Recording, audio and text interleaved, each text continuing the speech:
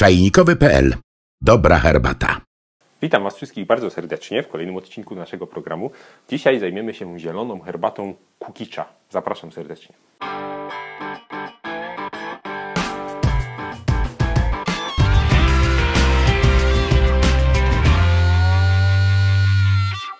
Kukicza jest to herbata dość nietypowa, ponieważ składa się głównie z gałązek, szypułek i łodyżek liści. Jest to nietypowe, ponieważ zwykle są to elementy, które nie są cenione w herbacie. Zawsze herbata liściasta jest po prostu liściasta, a nie patyczasta. A ta jest właśnie patyczasta. Dlaczego jest to ważne? Ponieważ kofeina znajduje się w liściach i ta herbatka w kofeinę jest dość uboga. Stąd często parzy się ją dla dzieci. Nawet małym dzieciakom dodaje się ją do soków, do mleka, ponieważ jest bardzo zdrowa, a nieszkodliwa przez właśnie niewielką ilość kofeiny. My możemy się jej napić wieczorem, na przykład kiedy nie chcemy się zbytnio pobudzić. Co do samej kukiczy, kuki to z japońskiego patyk, stąd ta nazwa. Znaleźć się można również pod nazwą bocza. To również określa tą herbatkę. Zwykle te gałązki, szypułki i łodyżki pochodzą z...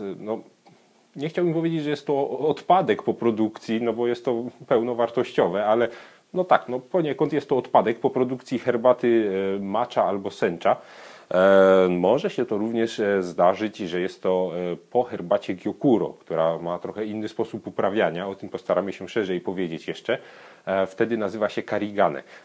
No i łączy w sobie właśnie cechy szlachetnej gyokuro z właśnie kukiczą z patyczków.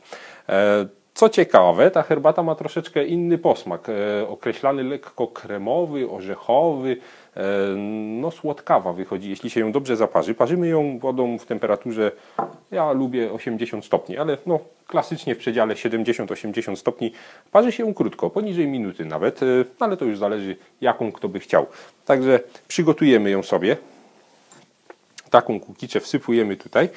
Zrobimy ją w gajwanie. To nie jest taki może zbyt japoński, klasyczny sposób, ale powinna nam się dobrze zaparzyć i wygodnie udać. Także tutaj parzymy poniżej minutki. Nie musimy się posługiwać tutaj stoperem. Oryginalnie w Japonii liczy się też oddechy, budzi się ją, przepłukuje. My po prostu chcemy się jej napić, także nie będziemy jej jakoś kipersko oceniać. Myślę, że już się zaparzyła. Przelewamy. Piękny, żółto-zielony napar. Ciekawostką jest, że herbata ta dobrze udaje się parzona na zimno, metodą zimnego parzenia. Oczywiście zalewamy ją zimną wodą, zostawiamy na co najmniej 15 minut, chociaż przepisy mówią, że nawet na całą noc. Proszę, jaka piękna, lekka pianka.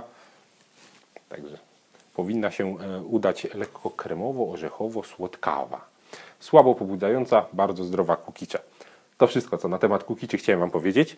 Zapraszam do kosztowania. Komentujcie, lajkujcie, udostępniajcie i odwiedzajcie naszą stronę czajnikowy.pl.